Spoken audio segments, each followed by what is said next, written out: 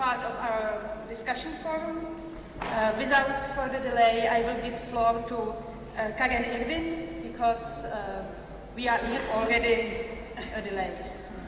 So Karen Irvine received her MA in photography here in Prague, correct? And MA in art history from the University of Illinois at Chicago.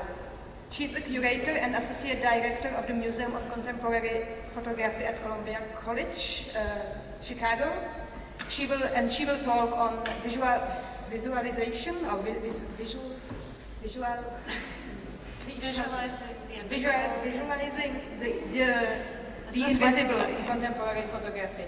So please, the floor is yours.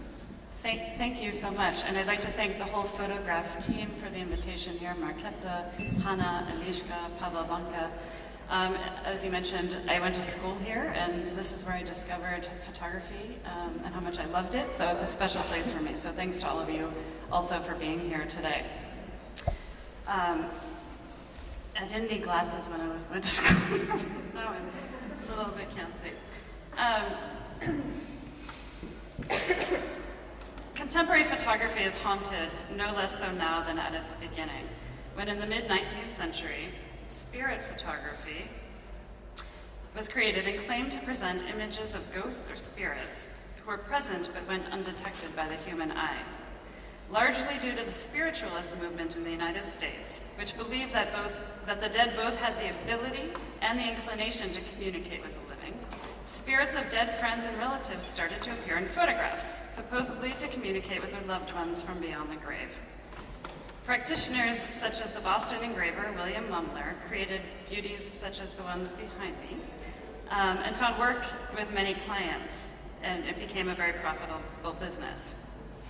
Soon after its invention, however, spirit photography was debunked by experts and skeptics as being the result of simple photographic tricks and/or accidents, and it was dismissed by most as a mere curiosity or form of entertainment. Mumler eventually went to trial for fraud and was declared innocent, as an aside. Simone Natale, a professor at the University of Cologne, has written about the fact that even though photography of this nature was proven to be a trick, literature dealing with spiritualism's connections to visual media tends to see photography as an evidentiary medium through which spiritualists sought tangible confirmation of their faith. Film, in contrast, was usually regarded as working on the level of fantasy and narration, including images of ghosts only to embed them in a fictional world that implicitly denied the reality. This comparison reveals an exaggerated long-term assumption of proof in photography, that even when it was positioned as a merging of spectacle with superstitious belief, it was still not regarded as automatically fictitious. Perhaps today, artists and viewers approach still photography as historians were initially more inclined to do with film, knowing that it imparts a fictional world that, especially perhaps in project form, creates an often disjointed narrative and sense of duration that requires viewers to fill in many gaps and therefore serves to deny the medium a sense of reality, both by pretending and perhaps ironically by actually offering some proof of visual occurrences. Alan Sekula wrote about the double nature of photography and observed that in 19th century discourse, the photograph was considered to have status both as a legal power of proof as well as possessing a magical power to penetrate appearances and thus to transcend the visible, to reveal, for example, the secrets of the human character. That's a quote from The Invention of Photographic Meaning from 1974. Sekula calls these two poles the realistic folk myth and the symbolist folk myth. Notably, they're both myths, and argues, and in his argument he switches into the present tense in his writing, that any photograph tends towards one of these two poles of meaning, which has been discussed earlier this morning. This means that when we're looking at photographs, we must privilege either information or effect, reportage or expression, indexicality or a revelation of something unseen, such as a ghost. As the idea of photography depicting reality has become more and more tenuous in discourse over time, if not being totally second nature to us today, the idea of the ghost or the phantom is still extremely useful and often probed in contemporary photography. In fact, on view right now at our museum is an exhibition called Phantoms in the Dirt, which is curated by Kirsten Lund, which is looking at various interpretations of phantoms, but mostly due to an extreme investigation of materiality, and I will discuss a few of the artists in this show today. Ghosts, spirits, or phantoms in contemporary photography are more about lasting states of memory or enigmas that exist in the world, of substance or in a psychological space, than they are about myths, the metaphysical or the occult. Let's take Alfred Stieglitz, for example. In his equivalence photographs from the 20s and 30s, he thought they could impart a sense of transcendence and liberation using metaphor, and today that notion would not be taken as seriously. This may be because we are negotiating meaning out of chaos, out of the ever-accumulating image archive of our personal and collective image banks and histories, instead of from a mythological place.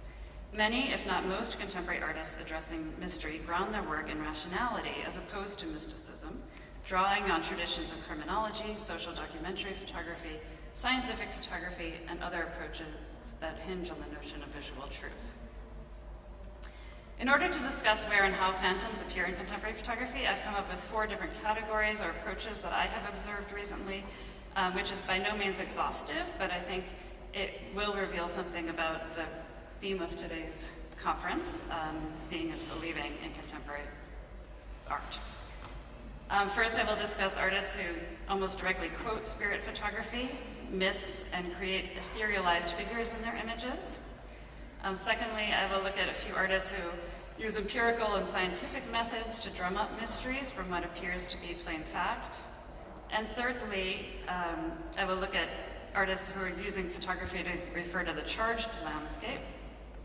But finally, I will touch on some artists who do an incredible job of simply revealing the overall illusion of photography, who completely overturn some of the basic myths of the medium itself, and who show us our own propensity to believe anything and keep us in a space of oscillation between myth and reality, illusion and fact, and make us realize that we cannot perceive their work or any other as being at all fixed.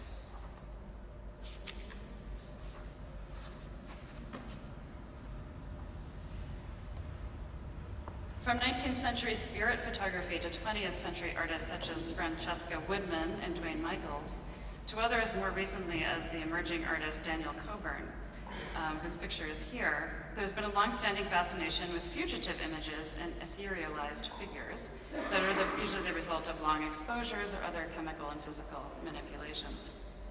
Today, artists like Coburn use these technologies to symbolize psychological states, perhaps in a Woodman type of way, that include a more tongue-in-cheek sometimes or ironic aspect to them. And sometimes even quote contemporary or popular culture, such as manipulating the eyes here seems to allude to a horror film, which gives us a little moment of levity perhaps when we look through this series. These images profit from the fact that we are able to incite the viewer's imagination, but also know that effect will not dominate his or the viewer's presupposition of photographic illusion. In Daniel Coburn's case, he uses these types of trickster images as a device for symbolizing the psychological states that haunt us or are passed down from generation to generation in a family. The eeriness he imparts is meant to mirror psychological trauma and a sordid family history that, in his case, includes physical abuse, alcoholism, suicide. In other words, the skeletons in his family's closet. So instead of disembodied spirits, these images can be seen as depicting spirits that invade our bodies and minds. In other words, attitudes, traditions, habits, and narratives that we inherit. Another example of artists who are grappling with what modern history has rendered ghostly is a couple, Nina Fischer and Marouane Al-Seni, who are a Berlin and Tokyo-based couple who did a long-term project that actually they completed 10 years ago called the Aura Research Project.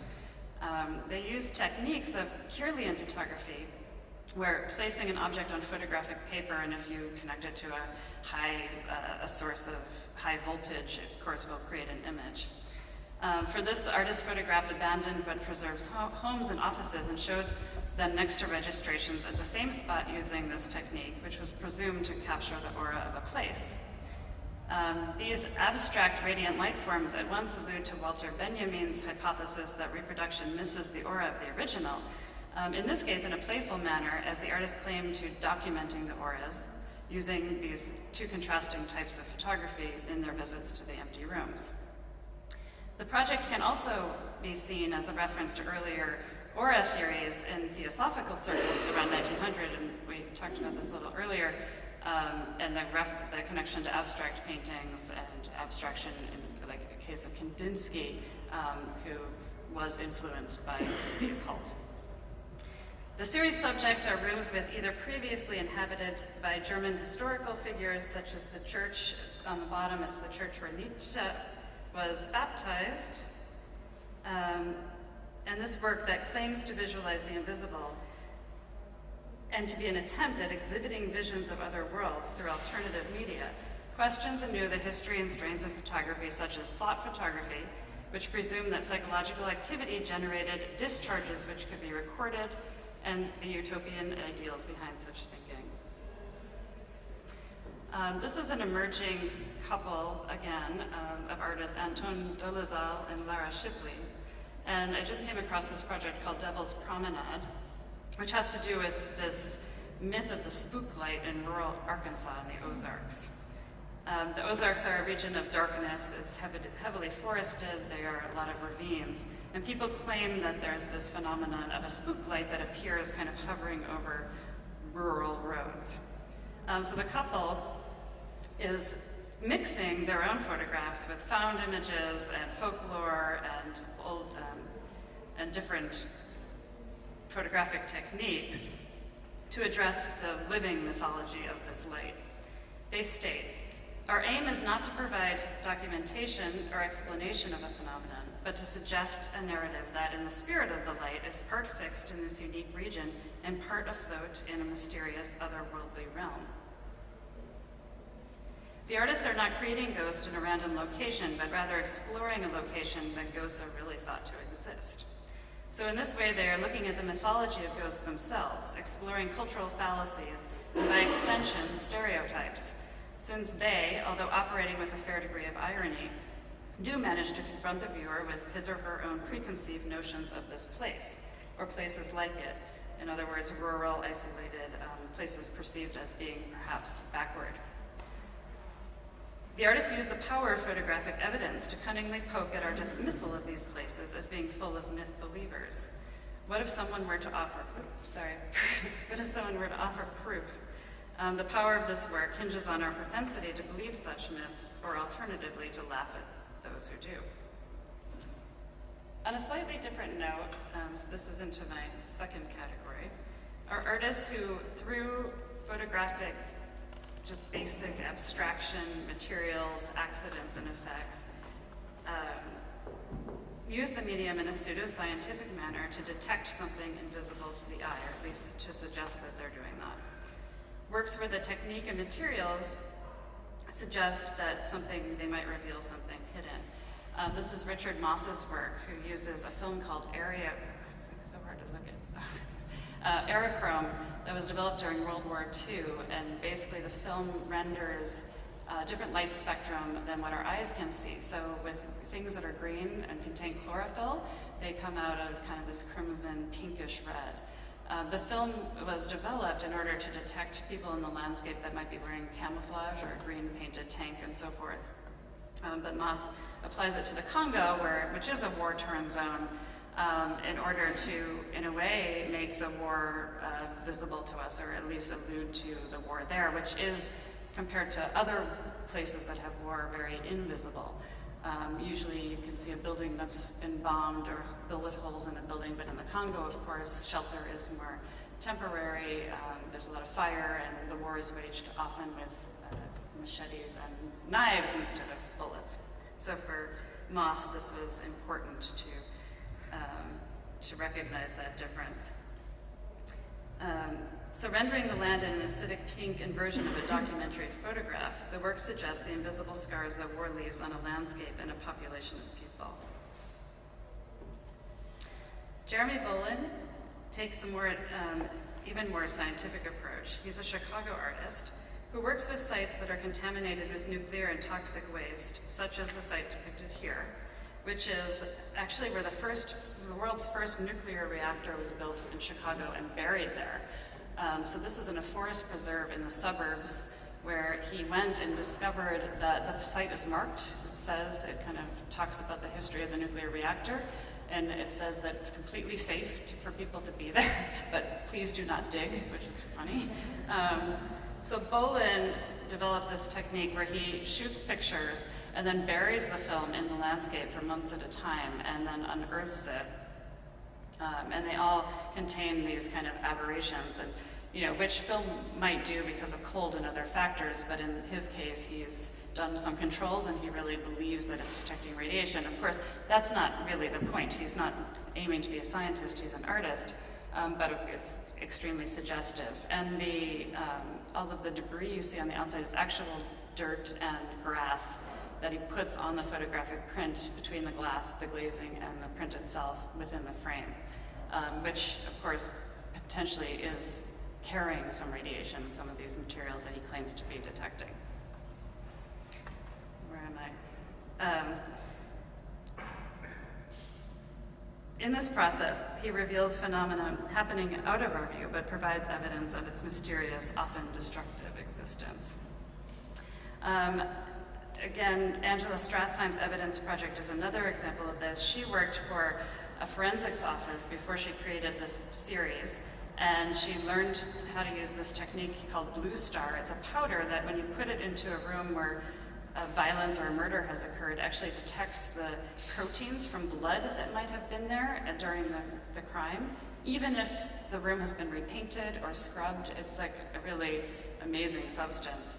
And she puts it into the room, and it only kind of becomes visible during dusk, like when the light is very low, and then she puts her large format camera in the room and develops, then with a long exposure, it reveals kind of this trace of a past crime.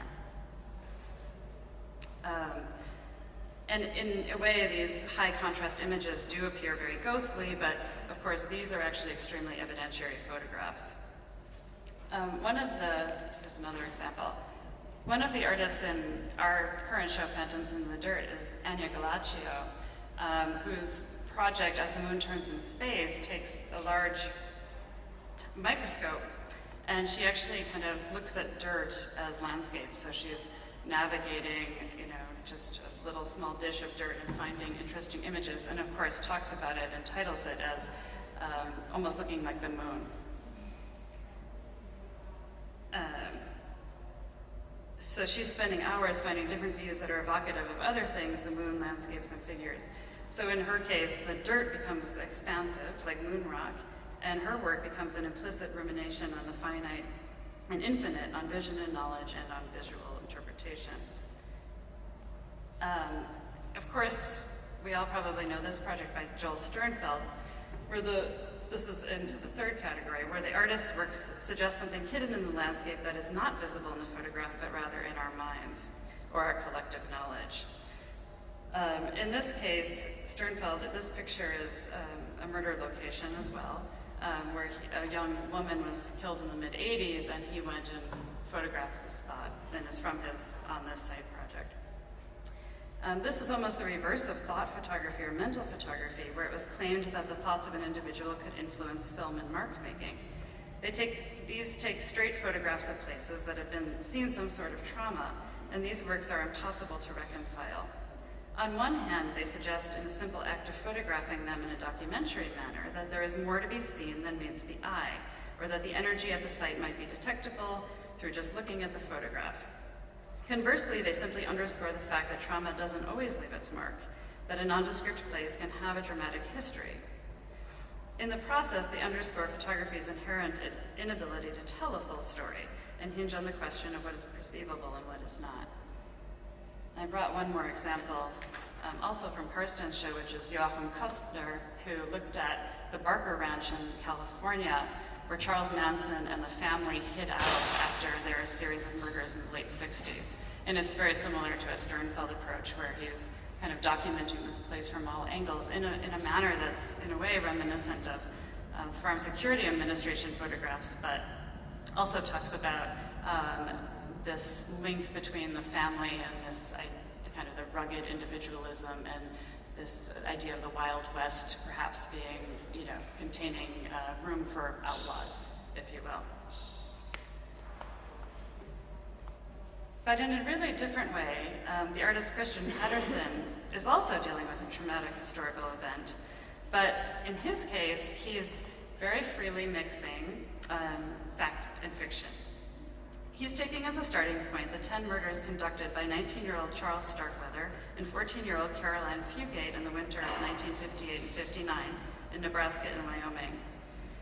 He utilizes a pre-existing archive of materials, such as documents and objects of things that belong to the killers and their victims, maps, poems, confession letters, a stuffed animal, and a hood ornament discovered by Patterson during his research. So he went to trace these murders, and while he was there, he realized there wasn't really enough visual evidence to photograph, but there was some.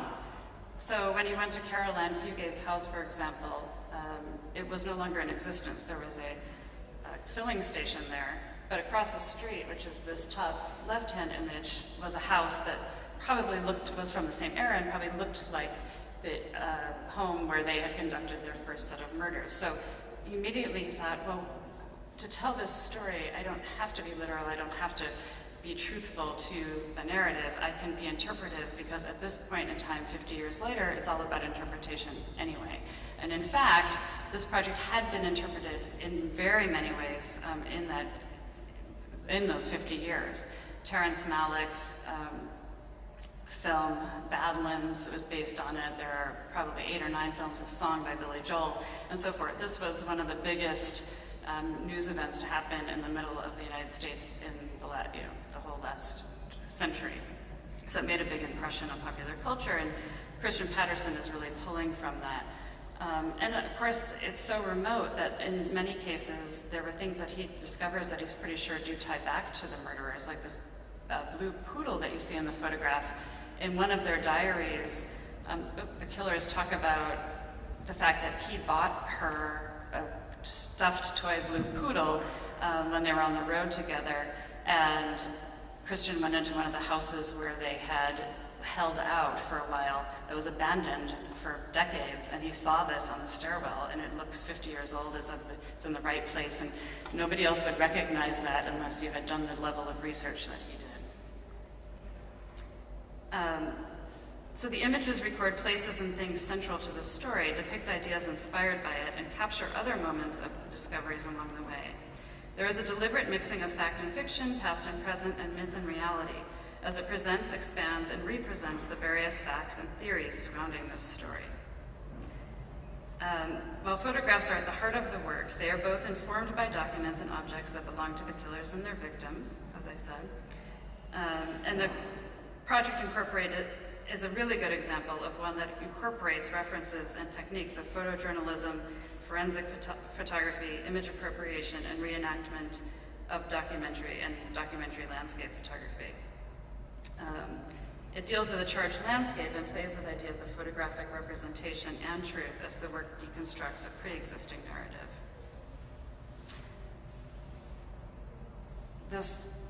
The picture of the back of this man's head is actually when one of the killers was apprehended and he was shot in the ear, so it's actually a document from that time. Just as an aside, that's why I threw it in there. Finally, I'd like to close with some of my favorites, artists whose work creates an illusionary fictional world of representation that mimics and mediates our relationship to reality. I asked a question about Vic Muniz earlier, and I chose this image only because it's in our collection. But Muniz is somebody who calls himself a low-tech illusionist, and he said that he wants to make the worst possible illusions to reveal the fallacies of visual information and the pleasures to be derived from such fallacies. To make these bad illusions, he draws with various materials: sugar, chocolate, spaghetti, wire, cotton, and in this case, dust. This is a piece from a series called Pictures of Dust, where he was working at the Whitney Museum, and he took out installation photographs of minimal sculptures and then drew them using the dust and debris collected by the janitors in the museum. So he took all of their vacuum cleaner bags, drew these images, and then re-photographed them as he does. This is a color image, and when it's clear and large, you can see all of the hairs and pieces of tiny scraps of paper and so forth in it.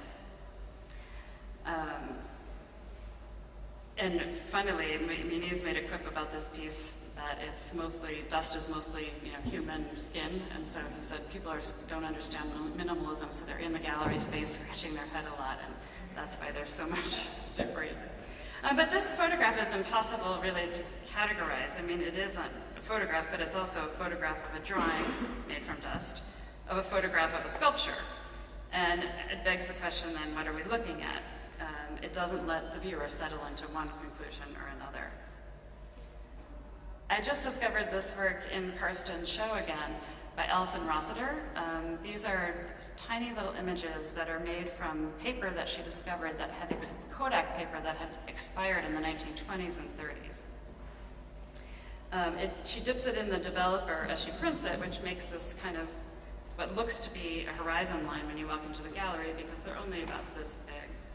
It's a very simple idea that tricks us with thinking it looks like a painting or it looks like a landscape photograph, but the texture that you see in the image is actually a result of just the mold that had kind of infiltrated and grown on the paper. And this work actually relates very much to the fugitive image, obviously. And even last night at the festival, there was an opening by David Miller, and I don't know if he's here, at Spelska Street, where he was also dealing with this idea that images are fugitive. And of course, if you work at a museum, you realize that all images are fugitive. At least all of our sea prints from the 80s are completely yellow in our vault, unfortunately.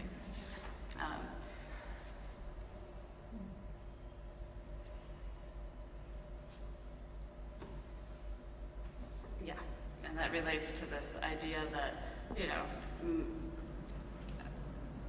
all images are fugitive in terms of meaning, but we'll come back to that. And finally, Barbara Probst is the best example I've come across of an artist whose work directly confronts the illusion of photography in terms of its relationship to space and time, and mirrors it back to us. I know Barbara had an exhibition here earlier this year, and she is somebody I worked with years ago on her first book. Probst turns our notion of photographic truth and the camera's perceived ability to freeze a moment on its head. By taking pictures of the same subject from multiple perspectives at exactly the same moment, she reveals the infinite number of versions of a photograph, as well as infinite number of possible versions of a photograph, as well as undermining any notion of photographic truth.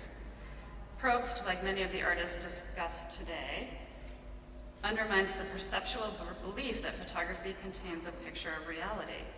This perception hinges on the belief that what is shown definitely took place at a certain time in a certain place. In other words, that it captures or reveals or locates us in a specific time and space. Sometimes the camera positions engage one another and record each other, all of the photographers who participate, and sometimes in double portraits like this one, they act almost as stereoscopic images, and they ask us to compare and contrast two very closely aligned views. By revealing the photograph as the result of a photographer's intentions, predilections, and abilities, she makes, in her own words, reality irrelevant, showing us that there are active spatial relationships at play in the creation of an image, and that position is just one of an infinite number of possibilities. Of camera placement, she brings to life the time and space dynamics that constitute photography, and sometimes, she says, she imagines this process as though my pictures were standing there like a facade, and the structural support behind them had vanished, which is something that applies to any photograph, but I would say that my work makes it evident that this is happening. Probst and many of the other photographers I've touched on today use our unshakable belief in a relevant photographic reality to sometimes reveal mysteries and other times to expose our inherent need to read something in the photographs. Ghosts can be used as symbols in pictures, alluded to in pictures, seemingly detected through empirical methods. All images in their way resist direct affirmation. And in works like those of the artists Muniz, Rossiter, Patterson, and Probst, the ghost can perhaps be seen as the images that exist in our collective image archive, or in the infinite number of possible pictures and the infinite number of ways to read those pictures. In other words, the truly elusive images that exist in our minds and cannot be shared. Thank you.